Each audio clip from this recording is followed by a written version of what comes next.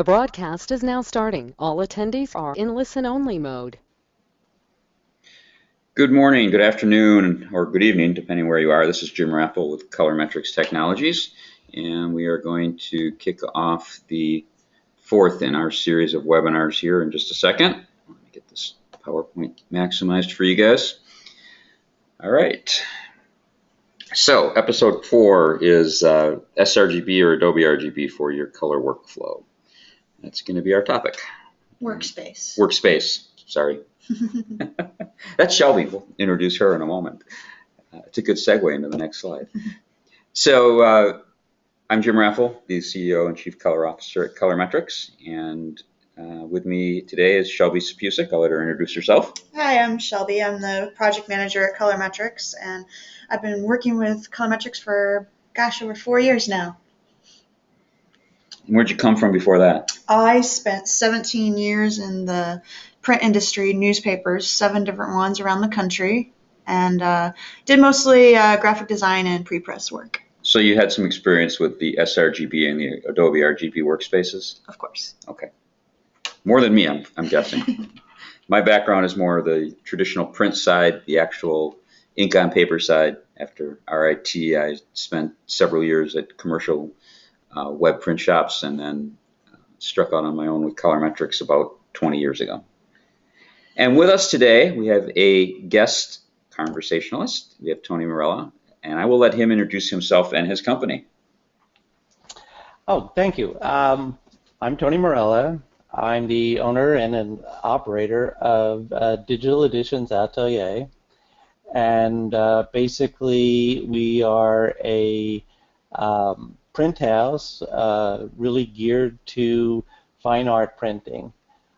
So the equipment that we have is wide format, 10 color printers, and the client base that we get is a wide variety of everyone from artists who are looking to have their images that they've either painted or drew reproduced, and to photographers who basically send us TIFF files, and amateurs, whether they're amateurs or professionals.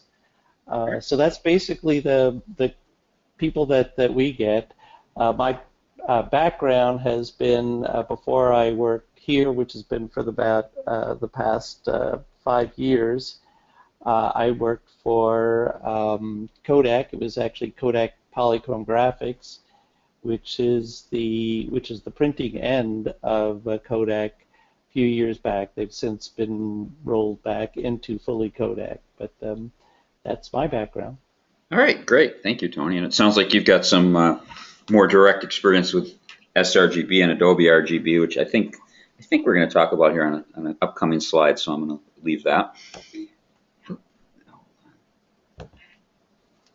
There we go. So what is Color Conversations? Basically, we post an article pertaining to color on our blog at colormetrics.com. And then a few weeks later, when appropriate, we host a webinar like this to discuss that topic of the article. And so it's important that we understand here that the purpose of this webinar is a discussion. We are while we might be experts in this topic, speaking of Shelby and Tony, we're more practitioners of this craft. And so when we talk about sRGB and Adobe RGB and the right time to use them and CMYK, we are not necessarily going to represent print standards or international standards or any standards organization. These are our personal observations and our personal best practices that we've experienced firsthand.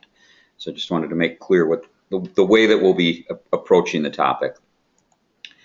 It is a conversation, and what we're hoping is that you, the audience, will join us. Now, GoToWebinar can be used several ways. We have you guys in listen-only mode just for a simplification of the process.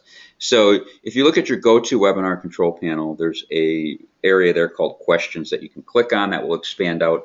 You can type a question to us at any time during the webinar. That is the way to communicate with us. If you have questions, comments, concerns, enter them there. We may answer some of those offline later via direct email, and some hopefully will be appropriate to the topic as we're working through, and we'll let you know who asked the question, and we'll answer it and address it as best we can. Shelby's also monitoring our Colormetrics Twitter account, so if you are a social media person, you can get a question in that way and might get noticed before the question box if that starts to fill up. So that's just at Colormetrics on Twitter, and then if you can hashtag it ColorConvo, that helps her find it more quickly. Anything else on that slide, Shelby, or you think we got that? Nope. Okay, good. So with that, I'm going to ask Shelby how she came up with this topic of sRGB versus Adobe RGB, because I went to the Adobe website and I searched Adobe RGB, and there's a lot there. So I'm kind of curious what sparked your desire to cover this topic. For the first time since we've been doing these, I get to pass the buck here because I didn't come up with this topic. Tony sent us an email. And so I'm going to let Tony actually field this question. Tell us how you came about, even sending us that email on the inquiry. Well, this to me is a great topic and one of concern for me in what I do, because I'm constantly asked, what should I send you when I send you a file? I mean, most of the time, my clients either have Lightroom or Photoshop or something in between, and they ask me what it is, what color space should I send you? I also get a feedback from people who say that they've been told that sRGB is the only space they should be sending files out in, and they can't understand why there are these other spaces like Adobe RGB and even ProPhoto, which is even a larger color space. So that's why I sent you guys an email and said, God, if you could do something to help people understand this concept, it really would be helpful. Great, and we appreciate that. And that's kind of a reminder to everyone listening. If you have ideas for topics and you want to be Tony on a future webinar and join us, that would be great. It makes I think the conversations that much more interesting. And what's nice is since we're recording this, Tony, we'll be able to provide you a link. And next time one of those questions comes up, hopefully you can share this link and say, hey, here you go. Here's an explanation. All right. Okay. So what is a color workspace? Let me minimize this so I can see. There we go. It's basically a scale that helps us define color relative to the way a human sees RGB color values.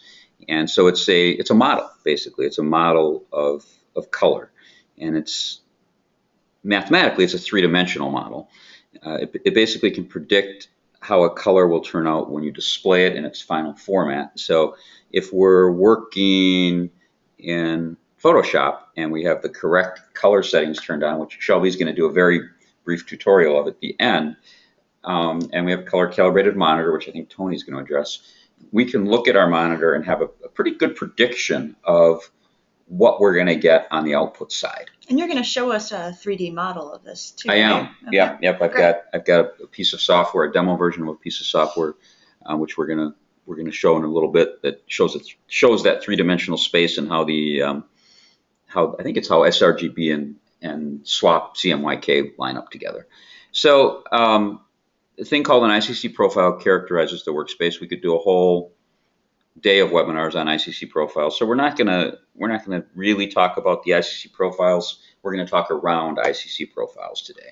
So we've got sRGB and Adobe RGB, which are profiles, and those are the two that are used most in the graphic design and photography and print spaces. Yeah, I wonder, Tony, is that absolutely true? Is ProPhoto also used widely with photographers? I saw a lot about that when I was doing research. Yeah, ProPhoto has become, I wouldn't say it's a standard, but for the higher end cameras that are out there, ProPhoto is often loaded in there with the camera. And it is a choice when you're mapping the space in Lightroom and Photoshop. So if you're shooting, let's say, a RAW file, you get to choose what space you want to map it into, whether it's ProPhoto, Adobe RGB, or sRGB.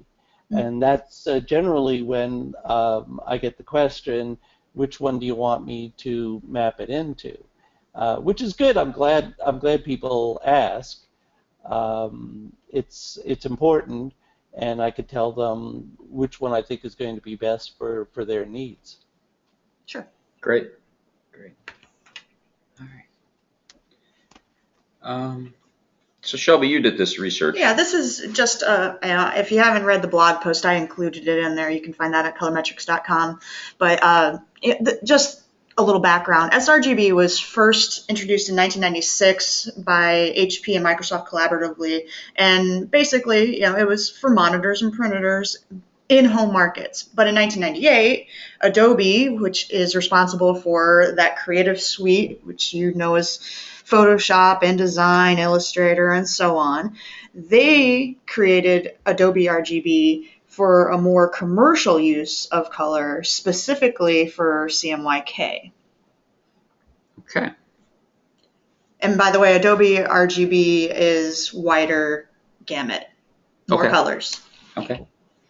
Which I think we have a picture of right here.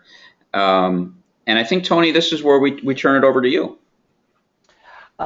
Yeah, this is a great slide because it shows all the different color spaces that are out there. And like Shelby said, most monitors are only showing sRGB. So as a photographer, if you, let's say you shot RAW and you mapped to ProPhoto RGB, which, as you can see from this chart, is a very wide color space, you've captured an enormous amount of color. In fact, you've captured more color than you can even see. But the question always comes is, can I see it on my monitor? Which, as you look at this chart here, the answer is most people cannot, because their monitor can only show sRGB. So lots of times I'll do a print and people will say, gee, it doesn't look like the monitor. And I'll say, no, it looks better than the monitor because you captured something closer to what you actually saw. The elliptical thing behind there is actually what the eye can see. So you captured a great deal of color, but your monitor isn't going to show you that.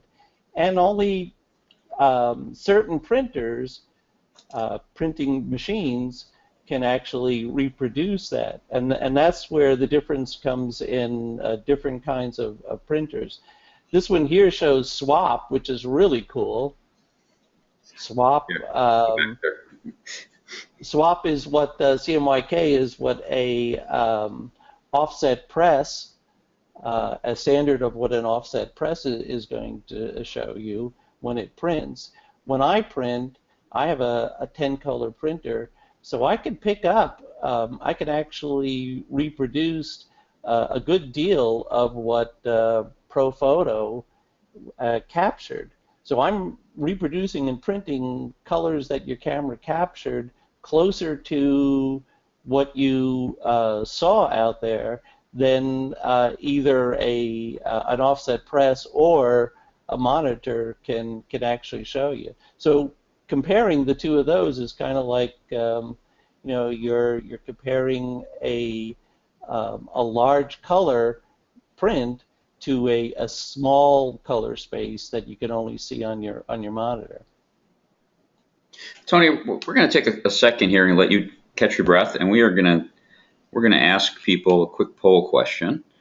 Since we've had all this talk about color workspaces, we're kind of curious what everybody uses. So we'll give you guys a couple seconds here to chime in and let us know which workspaces you use the most.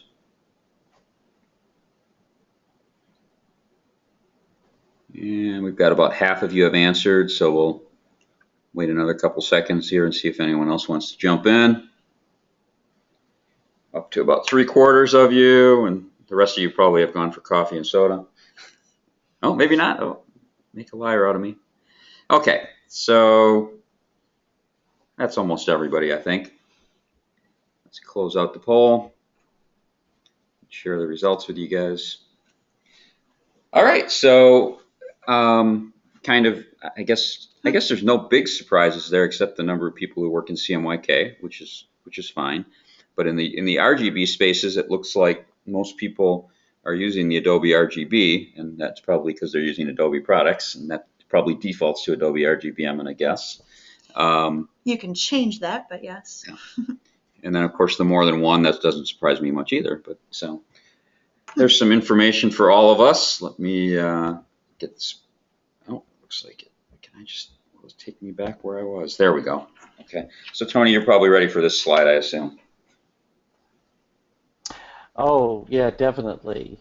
That's also another question that I get asked is, should I calibrate my monitor? And basically, I calibrate mine. I do it basically once a month just to make sure. But if I'm looking at an image on my monitor that's calibrated and my client is looking at the same image on an uncalibrated monitor, we're literally, even though we're both looking at sRGB, we're both looking at two different colors that are out there because of the fact that they haven't calibrated their monitor. And I'd say 9 out of 10 times when they'll send me an image and they'll say, it looked great on my monitor, how come it printed out so dark when you printed it? It's almost always because their monitor wasn't calibrated, and not being calibrated, it's generally, I'm sure it's not always the case, but it's generally brighter than what a print can actually do. And it looks to them on the monitor nice and bright, but when they send it to me, I look at it and I print it as I see it, and it looks, on my monitor, it looks darker, but I don't know any different because I don't know what they see on their monitor. So when it prints darker than what they had originally anticipated because they were looking at a monitor that is usually brighter.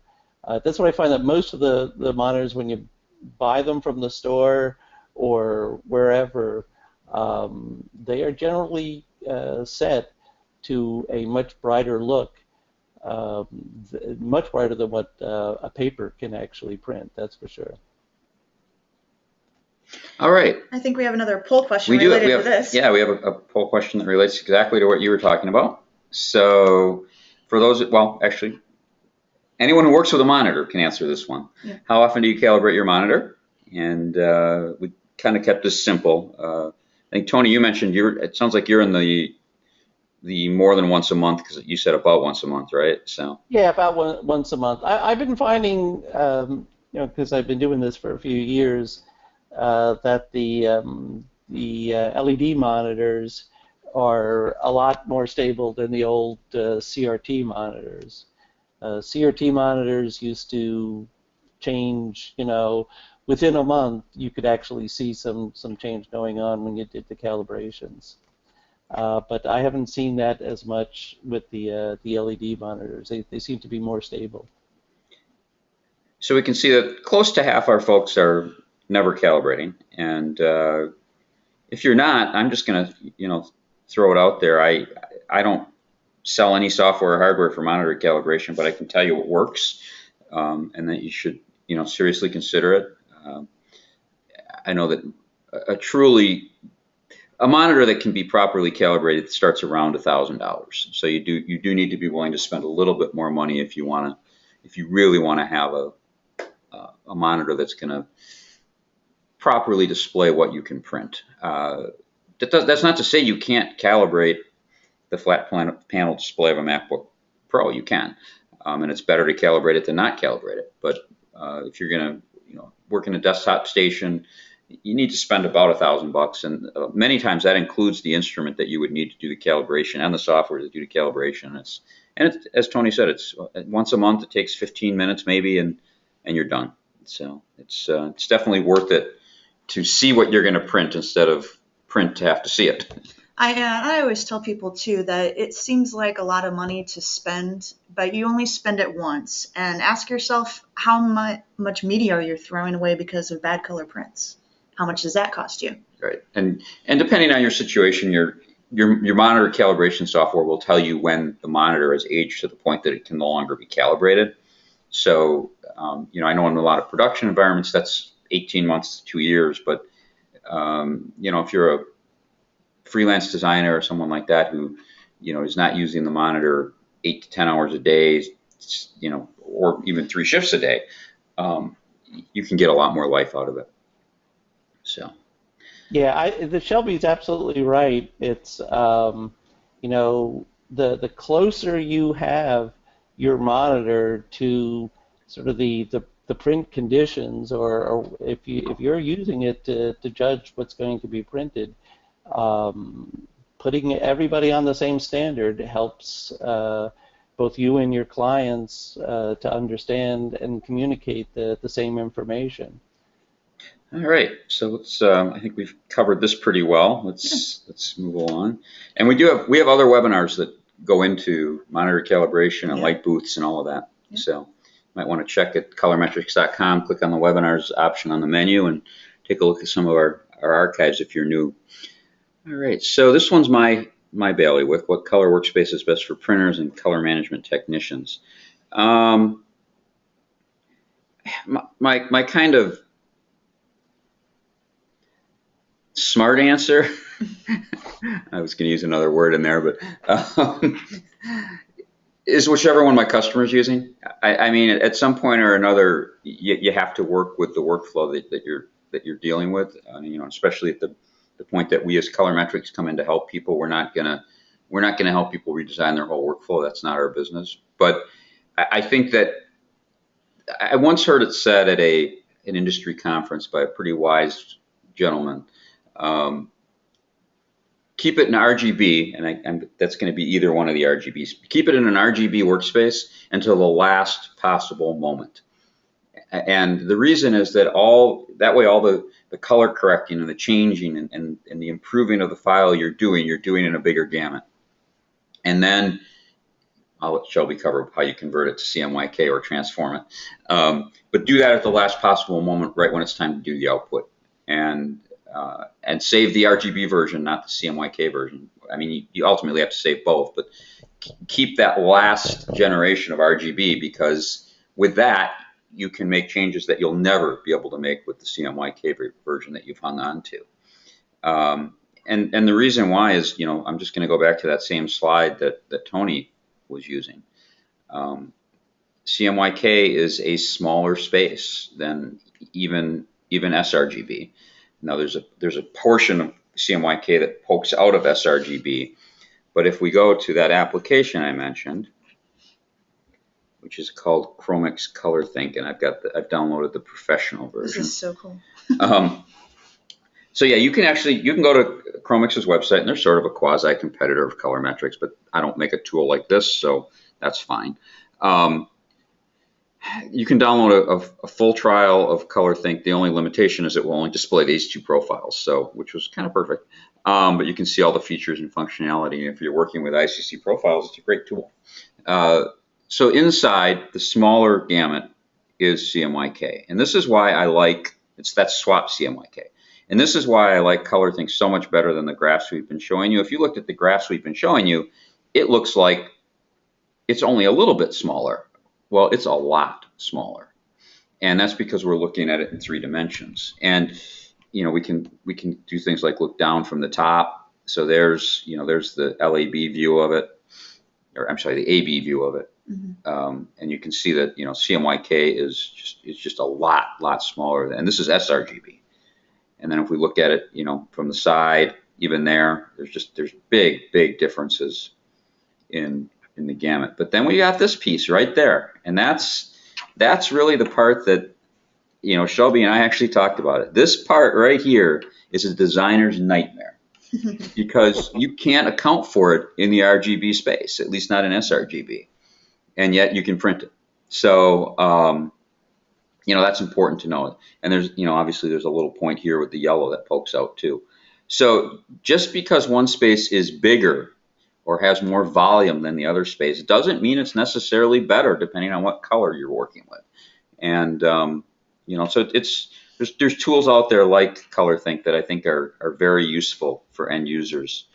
You know, I think the standard version of ColorThink is less than a couple $100. I think the Pro version is about $400, and they do a lot. So if you're working with profiles, it's definitely a worthwhile investment. Well, the 3D view definitely explains it a lot better. It does. It's, you know, than It the does. flat. I mean, and this is, you know, this is the world I live in. The CMYK world in there is the world that I live in. And there's all, I'm not going to play around with any of the other features. I could turn off RGB and just show you CMYK, but this is the world that I lived in. And we you know, I used to do color OKs out on press, and once you're on press, you got CMYK, and that's all you got. Now, Tony mentioned that his printers have multiple colors. I'll even say most inkjet printers have a bigger, their CMYK gamut is significantly bigger than this CMYK gamut, because this CMYK gamut is constrained by the maximum densities of the inks. And an inkjet printer, even if Tony turned off his other 6 colors, he would have a bigger gamut than this, because he's capable of putting more ink on the substrate, and the inks have a different hue, and the substrates can carry more. So even a CMYK inkjet printer is significantly bigger than this offset space. And actually, an offset press can produce a bigger space than this. This is the industry standard swap space that if you run to the swap densities, that's what you're going to get. So that's why a tool like ColorThink is important, because you can generate your own profiles and pull those profiles in and see how they match up to the RGB spaces. All right, let's get back. My situation at when I'm printing with my printers is almost just the opposite of that. I've got a lot more color space than the sRGB is showing there. So there's a lot of color that I can print, and if you captured it, either when you mapped it in Lightroom or in Photoshop, if you mapped a larger color space, I can actually print those colors, a good deal of those colors, not all of them, just like your 3D model was showing, but a lot more than what sRGB can show you. And that's where the often people get confused, is they say, well, how come it doesn't match the monitor? And it's like, well, I got a printer that prints more than what the monitor actually can show you, which is sRGB. Yep. All right. Guess who's up now? we saved the best for last. Yeah. Before actually we get into this, I'm kind of curious. We have a poll question. I'm kind of curious how everyone describes their job in our audience. You know, we've talked about being a color technician, a photographer. I'm going to talk about being a graphic designer, dealing with color.